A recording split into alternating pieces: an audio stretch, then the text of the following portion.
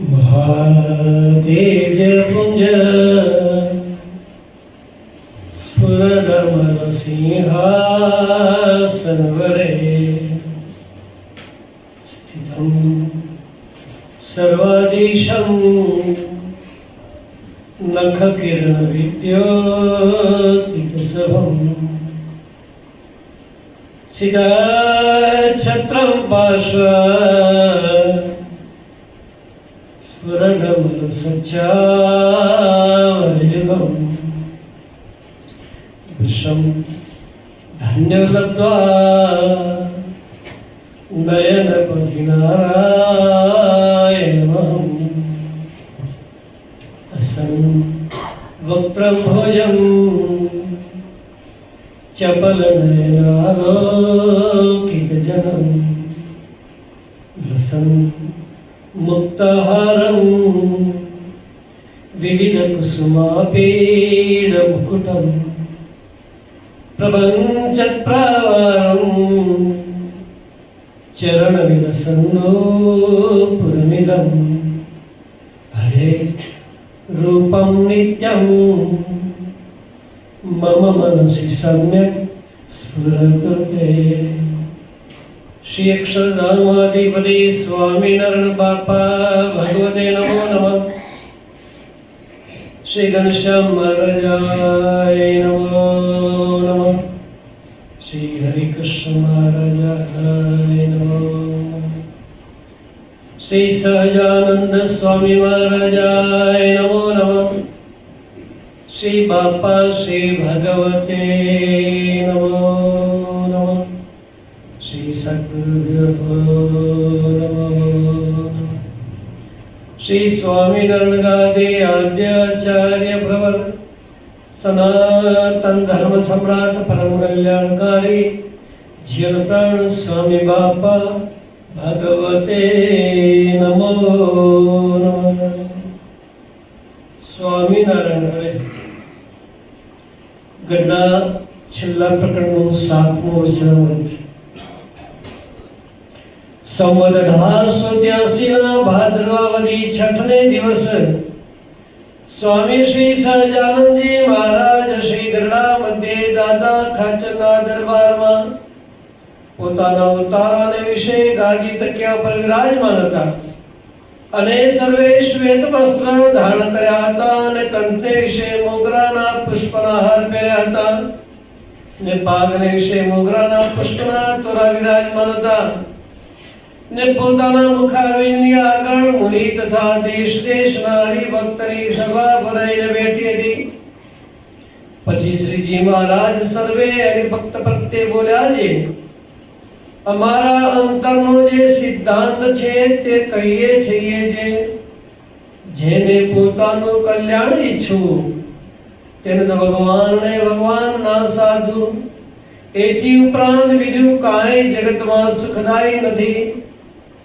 માટે જેમ પોતાના શરીરને વિશે જીવને આત્મબુદ્ધિ વર્તે છે તેવી ભગવાનને ભગવાનના સંતને વિશે આત્મબુદ્ધિ રાખી જોઈએ અને ભગવાનના ભક્તનો પક્ષ દ્રઢ કરીને રાખ્યો જોઈએ અને તે પક્ષ રાખતા થતા આબરૂ વધો અથવા ઘટો અથવા માન થાવ કે અપમાન થાવ અથવા જે જીવો કે મરો પણ કોઈ રીતે ભગવાનને ભગવાનના ભક્તનો પક્ષ મૂકવો નહીં, એમનો અભાવ આવવા દેવો નહીં અને ભગવાનના ભક્ત જેવા દેહને દેહના સગા સંબંધીને વાલા રાખવા નહીં।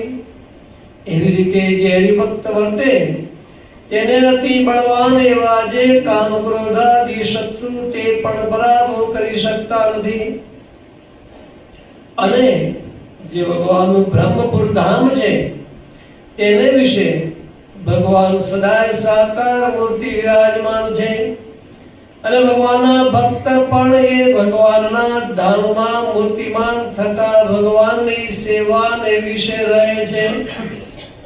તે ભગવાનનો જેને પ્રત્યક્ષ પ્રમાણ દ્રઢ આશરો હોય તેને મનમાં એવી બીક ન રાખવી જે હું રખે મરીને ભૂત પ્રેત થાઉં કે રખે ઇન્દ્રલોકને જ પામું કે રખે બ્રહ્મલોકને જ પામું, એવી આશંકા મનમાં રાખવી નહીં.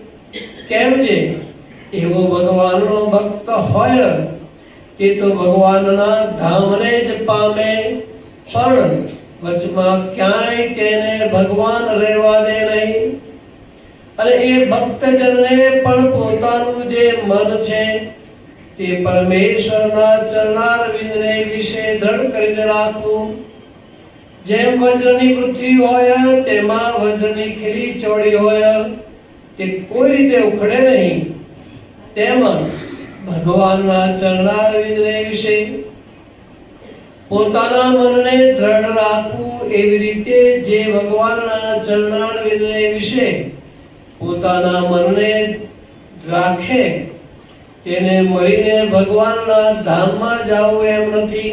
એ તો છતી દેહે જ ભગવાનના ધામને પામી રહ્યો છે એમ વાર્તા કરીને જય સચ્ચિદાનંદ કહીને સર્વે સર્વાને ઉઠવાની આજ્ઞા કરી. ઇતિ વચનામૃતમ ગઢડા છેલ્લા પ્રકરણનું 7મું વચનામૃત પૂરું થયું. રહસ્યાર્થ પ્રદીપિકા ટીકા આમાં કૃપા વાક્ય એક છે. તેમાં શ્રીજી મહારાજે કહ્યું છે જેને કલ્યાણ ઈચ્છવું હોય તેને અમને ને અમારા સંતને જ સુખદાયી જાણીને અમારા સંતને વિશે આત્મબુદ્ધિ રાખવી ને અમારા ભક્તનો પક્ષ રાખવો ને તેમનો અભાવ આવવા દેવો નહીં ને તેમના જેવું બીજું કોઈ વાલું રાખવું નહીં. તો અતિ બળવાન જે કામાદિક શત્રુ તે પરાભવ કરી શકે નહીં. અને બ્રહ્મપુર જેવા અક્ષરધામ તેને વિશે અમે સદા સાકાર મૂર્તિમાન વિરાજમાન છીએ ને અમારા ભક્ત પણ ધામમાં મૂર્તિમાન છે ને અમારી સેવા કરે છે. એવા પ્રત્યક્ષ પ્રમાણ અમને જાણીને જેણે અમારો આશરો કર્યો હોય તે અમારા ધામને પામે છે. અને જે ભક્ત પોતાના મનને અમારા ચરણારવિંદને વિશે એટલે મૂર્તિને વિશે દ્રઢ કરીને રાખે છે તે છતી દેહે જ અમારા ધામને પામી રહ્યો છે. 3 બાબતો છે. પ્રશ્ન: પહેલી બાબતમાં પોતાના શરીરને વિશે આત્મબુદ્ધિ વર્તે છે તેવી અમારે વિશે અને સંતને વિશે રાખે એમ કહ્યું, તે કેવી રીતે રાખવી? ઉત્તર: જેમ દેહને દુખે દુખી ને સુખે સુખી થવાય છે એવો ભાવ શ્રીજી મહારાજ તથા મુક્તને વિશે રાખે તે બહાર વૃત્તિથી આત્મબુદ્ધિ છે. અને જેમ સમગ્ર દેહમાં રહીને જીવ સુખ દુઃખને ભોગવે છે તેમ શ્રીજી મહારાજની મૂર્તિમાં નખશિખા પર્યંત રહીને શ્રીજી મહારાજનું સુખ ભોગવવું તે અંતર્વૃત્તિ શ્રીજી મહારાજને વિશે આત્મબુદ્ધિ જાણવી. અને શ્રીજી મહારાજનો સાક્ષાત્કાર હોય એવા સત્પુરુષને વિશે આપોપ માનવું. જે તે સંત તે હું છું તે સંતને વિશે આત્મબુદ્ધિ જાણવી. પ્રશ્ન: અમારો ને અમારા ભક્તનો પક્ષ રાખવો એમ શ્રીજી મહારાજે કહ્યું. તે ભક્તને તો કોઈ દુઃખ દેતો હોય તો ન દેવા દઈએ એમ પક્ષ રાખીએ. અને શ્રીજી મહારાજ પણ જ્યારે મનુષ્ય રૂપે વિચરતા હોય ત્યારે પક્ષ રાખીએ. પણ આજ શ્રીજી મહારાજનો પક્ષ કેવી રીતે રાખવો? ઉત્તર: શ્રીજી મહારાજનું કોઈ ઘસાતું બોલે તે સાંભળી રહેવું નહીં. તેને તીખા બાણ જેવા વચન મારવા ને પોતાથી બળ્યો હોય ને સામું બોલી શકાય એમ ન હોય તો ત્યાંથી ચાલી નિસરવું. અને શ્રીજી મહારાજે મંદિરો કરાવીને પોતાની મૂર્તિઓ વધારી છે તે મંદિરોને કોઈ નુકસાન કરતું હોય કે મંદિરોની આજીવિકાઓને અર્થે દ્રવ્યાધિક હોય તેની કોઈ હાનિ કરતું હોય તેની તન મન ધનથી રક્ષા કરી તે શ્રીજી મહારાજનો પક્ષ રાખ્યો કહેવાય. ઇતિ રહસ્યાર્થ. સર્વાવતારી પુરુષોત્તમ શ્રી સૌણ ભગવાન કેવળ દયા કરીને એક નાના એવા સરખા વચનવતને વિશે આપણને પોતાના અંતરનો સિદ્ધાંત કીધો છે. સિદ્ધાંત, સામાન્ય વાત અને સિદ્ધાંત બહુ અલગ પડે છે. સામાન્ય વાત હોય તો આપણે જતી કરીએ, પણ સિદ્ધાંતમાં સમાધાન હોય નહીં. અને એમાં વળી ભગવાન કહે છે કે અમારા અંતરનો સિદ્ધાંત, અમારા આ અંતરનો સિદ્ધાંત છે. શું સિદ્ધાંત છે? કે જે પોતાનું કલ્યાણ કરવાની ઈચ્છા રાખતો હોય તેને શું કરવું? તો એને તો ભગવાન ને ભગવાનના સાધુ એ જ સુખદાયી છે, બીજું કોઈ સુખદાયી નથી. વળી ભગવાન કહે છે કે એમને વિશે આત્મબુદ્ધિ કરી દેવી. જેમ પોતાના દેહને વિશે આત્મબુદ્ધિ આપણે થાય છે, કઈ ખાવા પીવામાં વરસાદ પડે છે તો આપણે આવું ન ખાઈએ, ઠંડી છે તો આવું ન ખાઈએ, ગરમી છે તો આવું ન કરીએ, તો જેમ આપણે દરકાર કરીએ છીએ, જેવી રીતે આ દેહની દરકાર કરીએ છીએ, કેમ કે એમાં આત્મબુદ્ધિ છે. અમારો દેહ, આ મારો દેહ, એવી આત્મબુદ્ધિ ભગવાને ભગવાનના સંતને વિશે રાખવી. વળી ભગવાન કહે છે કે ભગવાનના ભક્તનો પક્ષ પણ દ્રઢ કરીને રાખવો. કેવો રાખવો? ભગવાને બહુ જરા શબ્દો કહ્યા છે. ભગવાન કહે છે કે પક્ષ રાખતા થતા આબરૂ વધો કે ઘટો એની કોઈ ચિંતા કરશો નહીં, પણ ભગવાનના ભક્તોનો પક્ષ રાખજો. વળી ભગવાન કહે છે કે માન થાવ કે અપમાન થાવ, ભગવાનના ભક્તનો પક્ષ રાખવામાં કદાચ અપમાન થાય તો પણ ભક્તનો પક્ષ રાખવો. એથી આગળ વધીને કહ્યું કે દેહ જીવો કે મરો, પણ ભગવાનના ભક્તનો પક્ષ રાખવો છે. ભગવાનના ભક્તને રક્ષા કરવાને માટે, એમનો પક્ષ રાખવા માટે કદાચ માથું આપવું પડે તો પણ આપી દેવું. ભગવાન કહે છે કે આવી રીતે પક્ષ રાખવો અને ભગવાનને ભગવાનના ભક્તનો અભાવ આવવા દેવો નહીં. અને દેહના સગા સંબંધી કરતા પણ ભગવાનને ભગવાનના ભક્તને વિશે હેત મમત્વ વિશેષ રાખવું, વાલા એ રાખવો. આવી રીતે જે વર્તે એને અતિ બળવાન કામ ક્રોધ આદિ શત્રુ તે પરાભવ કરી શકતા નથી. અહીંયા કામ ક્રોધ આદિ શબ્દો લખ્યા છે, ઉપર ઉપરથી ચાલ્યા જાય. શું થાય ભાઈ? ઉપર ઉપરથી ચાલ્યા જાય. કે આવી રીતે જે ભગવાનનો અને ભગવાનના ભક્તનો પક્ષ રાખે, એમના પ્રત્યે મમત્વ રાખે, એમને એવા વાલા રાખે, એને કામ ક્રોધ લોભ મોહ મદ મત્સર આ કોઈ નડી શકે નહીં. કામને લઈને ઘણાના તપના ભંગ થયા છે, ક્રોધને લઈને પણ તપ ગયું છે. ઋષિ મુનિ હોય છતાં પણ એમના આ તપ બધા ગયા છે. એટલે એવા જે કામ ક્રોધ આદિ શત્રુ એ પરાભવ કરી શકે નહીં. ઋષિ મુનિ કરતા પણ આપણને અધિક સ્થિતિ કરી આપી.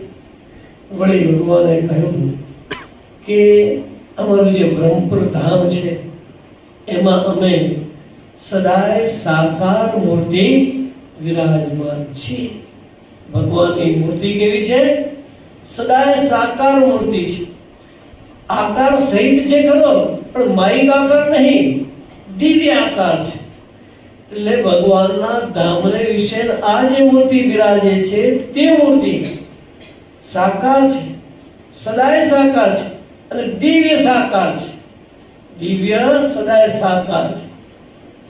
આપણે માયિક દ્રષ્ટિએ એમ લાગે આરસના મૂર્તિ, ચિત્રભાષણના મૂર્તિ, પંચધાતુના મૂર્તિ, આ મૂર્તિ, પણ એવું નથી.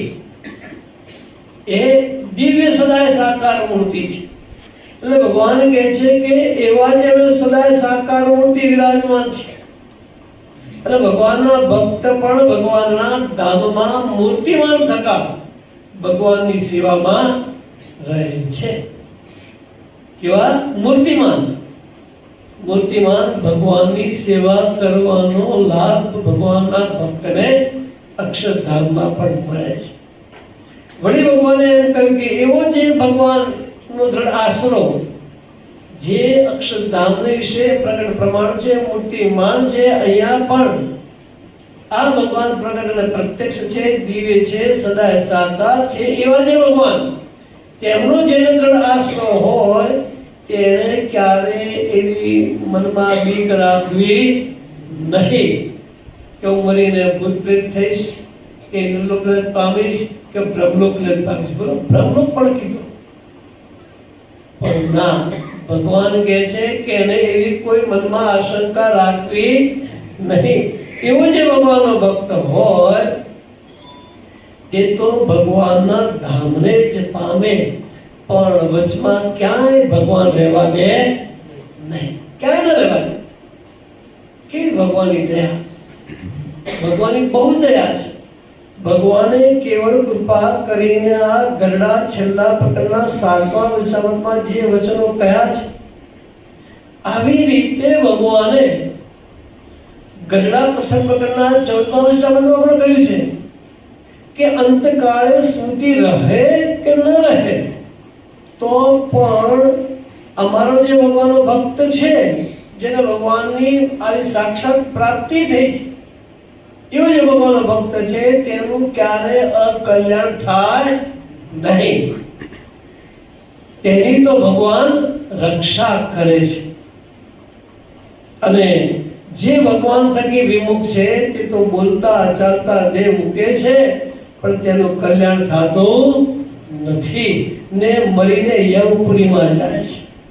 કેટલાક પાપી કસાય હોય તે બોલતા ચાલતા દેહ મૂકે છે અને ભગવાનનો ભક્ત હોય તેને તો અકાળ મૃત્યુ થયો તે માટે શું તેનું અકલ્યાણ થશે? ના. ને તે પાપીનું શું કલ્યાણ થશે? નહીં.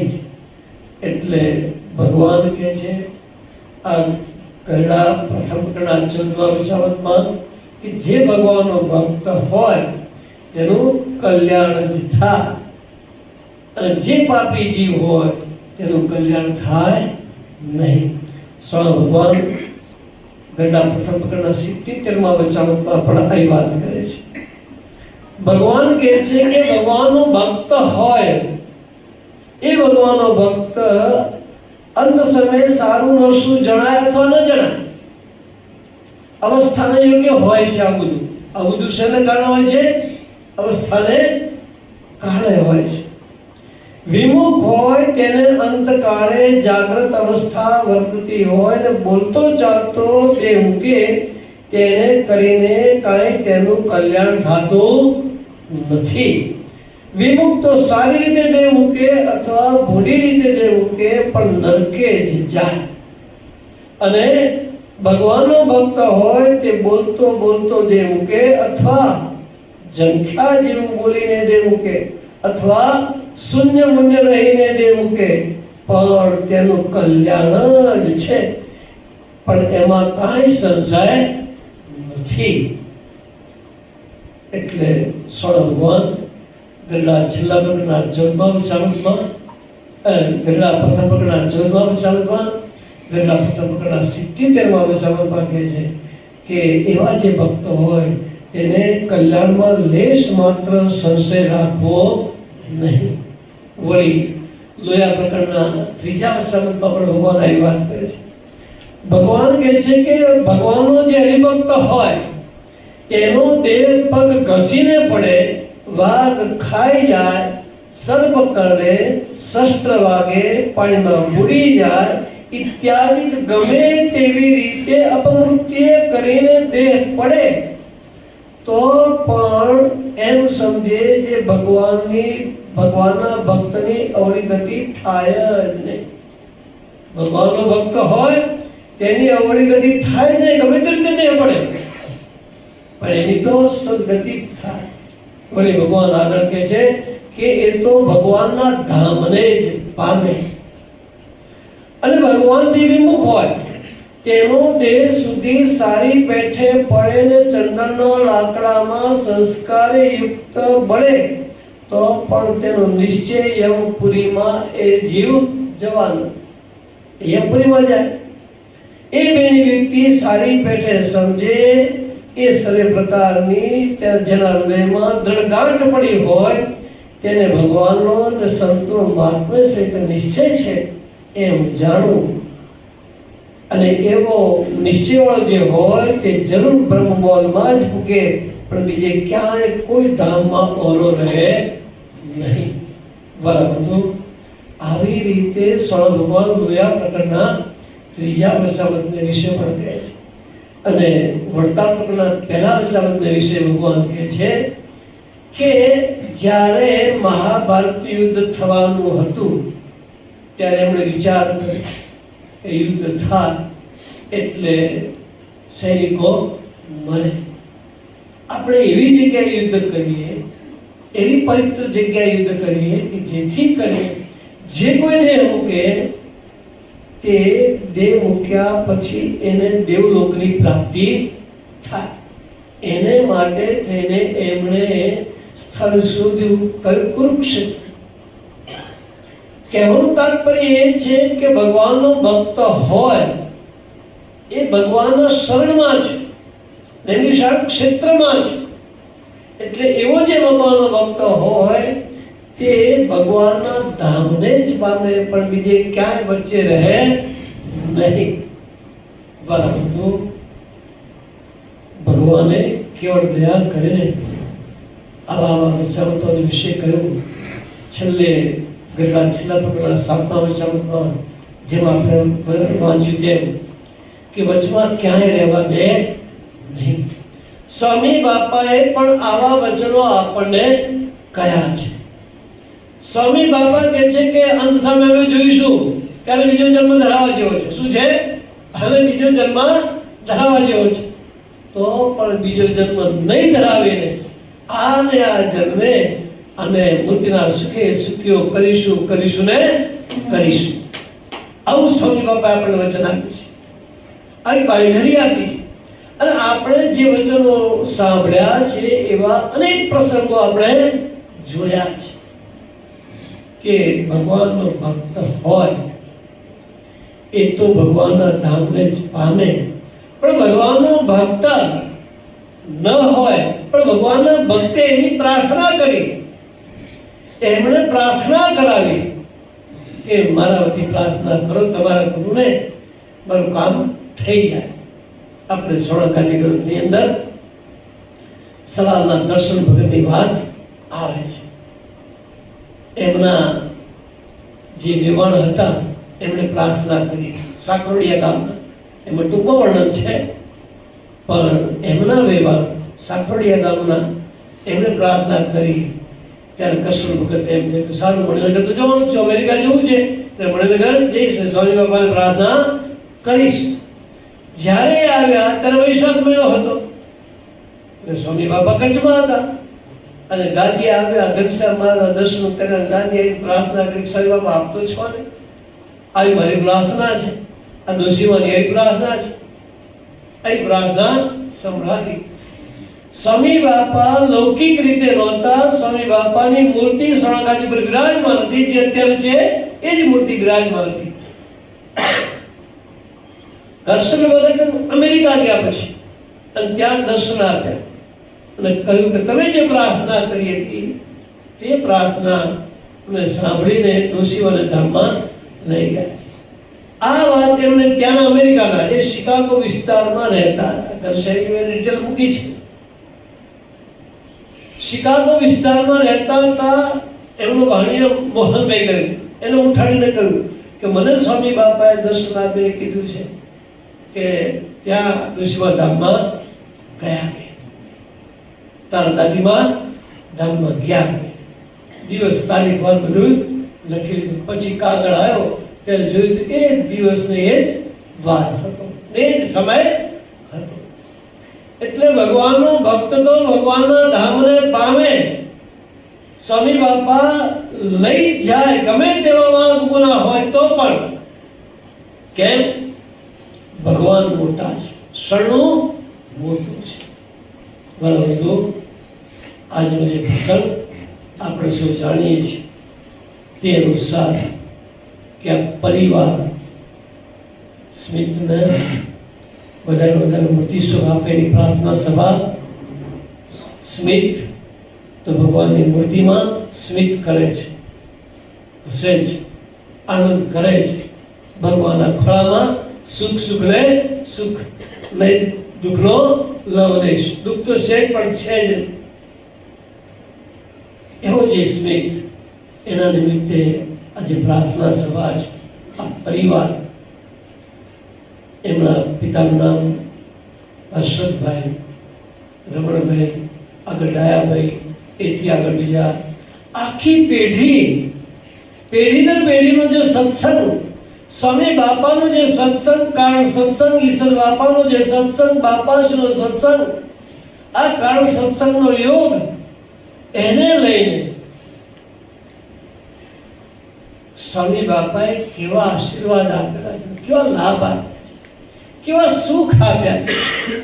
રમણભાઈને માણકોરમાં રહેતા ત્યાં સ્વામી બાપા પધારે. સ્વામી બાપા પધારે એટલે લાભ લે. એક વખત એવું બન્યું કે સ્વામી બાપા ગામમાં નહોતા પધારવા, સીધા રોડ આગળ જવાના હતા. એટલે બધા ગામના બધા હરિભક્તો છે ત્યાં રોડ ઉપર ત્યાં આગળ ગયા અને ખેતરમાં બેસવાનું રાખ્યું. ત્યાં બેઠા સ્વામી બાપાને લાભ લીધો. સ્વામી બાપા આગળ ગયા, ભક્તો ગામમાં આવ્યા. સ્વામી બાપા થોડી વાર માટે બેઠા છે ખેતરમાં, તો પણ જુઓ આ ખેતરમાં પહેલા બહુ પાકતું નહોતું, પણ સ્વામી બાપા પધાર્યા, પ્રાર્થના નથી કરી કે આવું થાય છે તેમ થાય છે, દયા કરજો, કઈ પ્રાર્થના નથી કરી. પણ પછી બહુ પાકવા માંડ્યું. એક ખેતરવાળો સુખી થઈ ગયો. કોના કારણે? સ્વામી બાપાના પ્રતાપે. જો ભગવાનનો ભક્ત ન હોય તો પણ સ્વામી બાપાના પ્રતાપે આવો સુખ્યો થાય, તો પછી બીજા સુખ્યા થઈ જાય. એમાં શું કરે છે? એમનું જે ઘર, રમણભાઈ માણકભાઈનું જે ઘર, એમણે માણકો છોડે લગભગ ઓછામાં ઓછા તો 40 વર્ષ તો થઈ ગયા છે. 40-45 થયા છે તો ના નહીં, પણ કદાચ 50 થયા તો ના. તો એમણે એમનું ઘર થોડા વર્ષ રાખ્યું. પછી એક બ્રાહ્મણને જોશીને એમણે વેચાતું આપ્યું. એ બ્રાહ્મણને જ્યારે એણે લીધું ત્યારે એને 60,000 કરી દેવું હતું. કેટલું હતું? 60,000 દેવું હતું. પણ ઘર લીધું કે અહીંયા તો સ્વામી બાપા વધારેલા છે, અહીંયા પ્રસાદ ચલા છે. લીધું અને એક જ વર્ષમાં બધું દેવું ચૂકાઈ ગયું અને ઉપરથી 20-25,000 વધ્યા.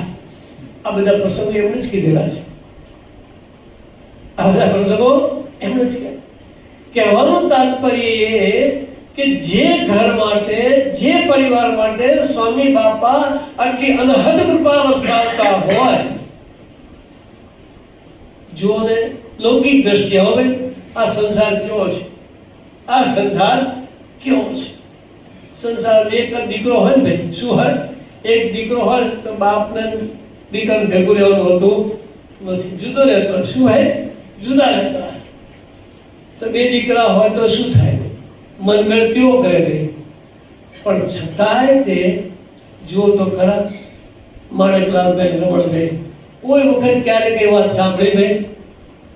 નહીં તો કહે છે કે બે ભાઈઓ તો ઠીક, પછી બહારના ઘરના આવે ને પછી લખા ચાલુ કરે, પણ કશું જ ના સાંભળવા મળે, કઈ કહેતા કઈ નહીં.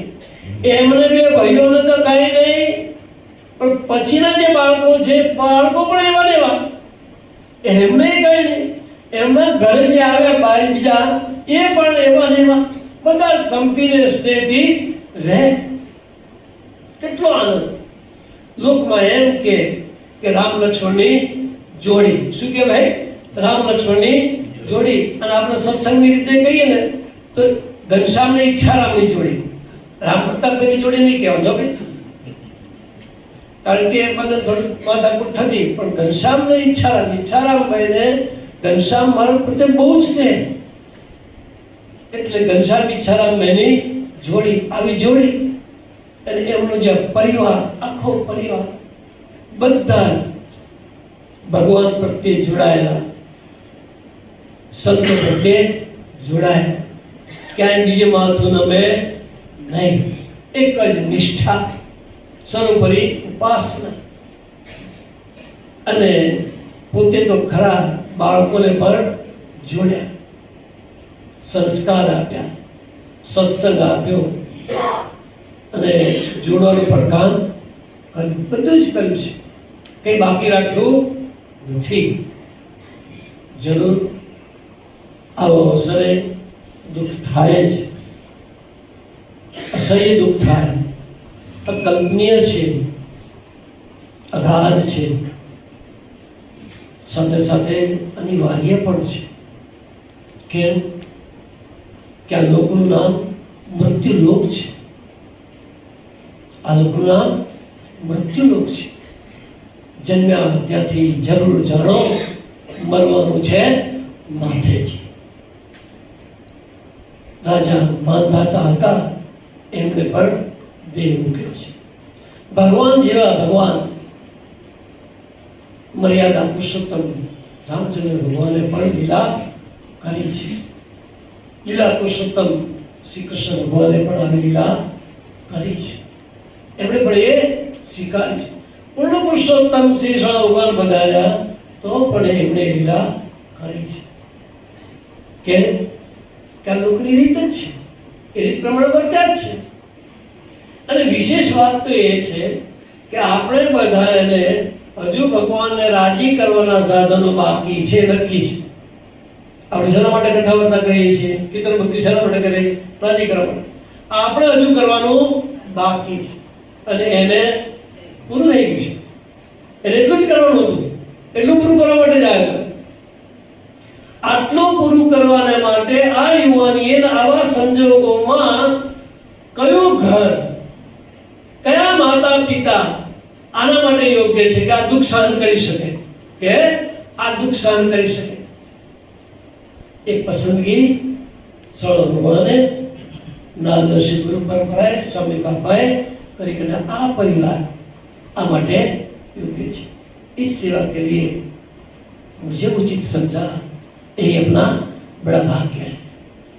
अपने योग्य समझा, दुख अवश्य है, अमने तमने सौने सहन न થાય એવું પણ છે, પણ અનિવાર્ય છે, નિવારી શકાય એવું નથી.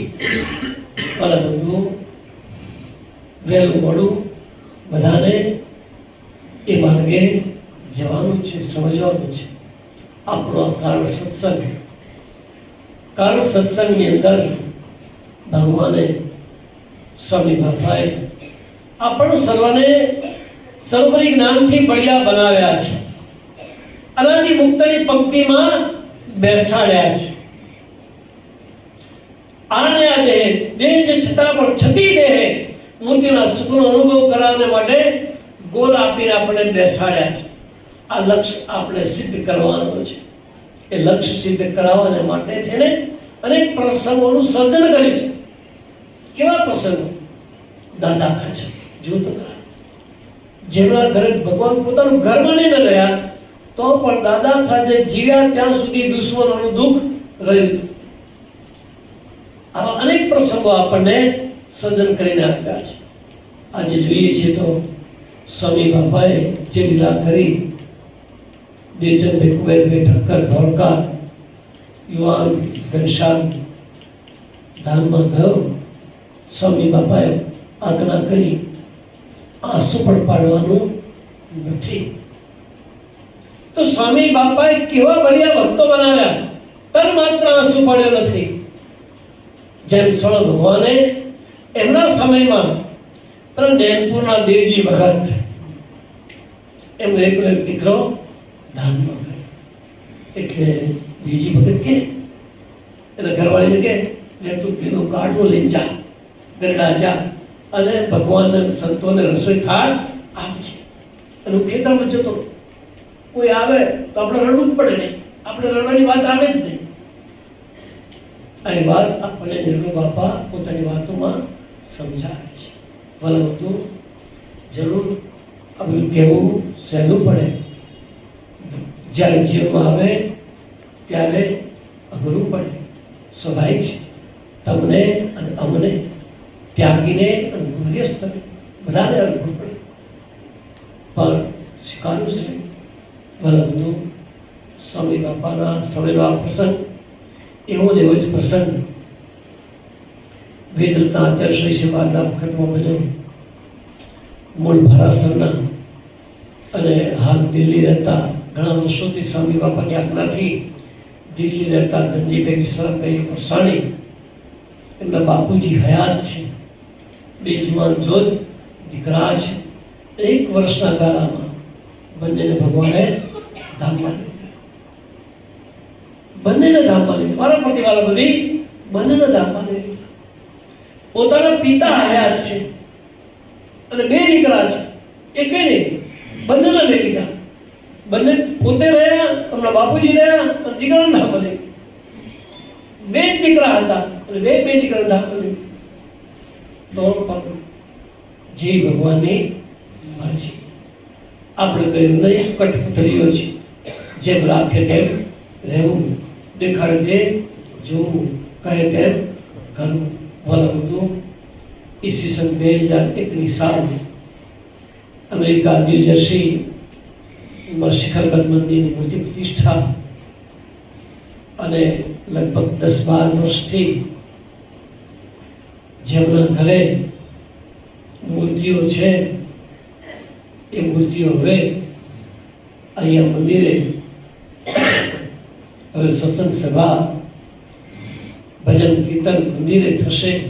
બધા ઘરેથી મૂર્તિઓ ઘનશ્યામ મહારાજ વગેરે જશે. આવા વિચારે જે કંઈ કહેવાનો તે ભગુભાઈ કિશોરલાલ પટેલ મુખાસન મૂર્તિ પ્રતિષ્ઠા બાકી છે. મૂર્તિ પ્રતિષ્ઠા બાકી છે અને મૂર્તિઓનું સ્થાપન કર્યું છે અને અચાનક બીમાર પડ્યા અને 1-2 દિવસમાં મૂર્તિ પ્રતિષ્ઠાના મહોત્સવ પહેલા એ ભગવાને ધામમાં લઈ લીધા. આખા અમેરિકામાં ન્યૂજર્સીનું મંદિર એટલે આપણે બધા એમ જ કહેતા અમેરિકાનું મંદિર, અમેરિકાનું મંદિર. શું કહેતા હોય? અમેરિકાનું મંદિર. બધાનો ઉત્સાહ, આનંદ, હરખ બહુ છે. અને આ દુઃખ આવી પડ્યું. શું કરવું? વેદરત્ના આચાર્ય શ્રી મહારાજે કહ્યું કે ભગાભાઈને ભગવાને પોતાની મૂર્તિમાં જ રાખ્યા છે, કોઈ શોક કરવાનો નહીં. તો જેમ મહોત્સવ હોય, સારા કપડાં ઘરેણા બધું પહેરીને લાભ લીધા, પારણ વગેરે બધા લાભ લેવાના હતા, બધા જ લાભ લીધા છે. આજે વિડીયો પણ જોવા મળે છે. એવા બધું જરૂર દુઃખ સહન ન થઈ શકે એ સ્વાભાવિક છે, પણ સમજણ રાખીને, જ્ઞાનને યાદ કરીને માત્ર સ્વર ભગવાને આવું કહ્યું છે એવું નથી. ગીતામાં પણ કહ્યું છે, નૈનમ ચિંતન્તિ શસ્ત્રાણિ નૈનમ દહતિ પાવક. એવું છે જીવાત્મા, એ તો જીવાત્મા ભગવાનની મૂર્તિમાં સ્મિત કરે છે, આનંદ કરે છે. એ આનંદ પામીને આપણે જાણીએ કે બહુ ખુશ થઈ ગયું.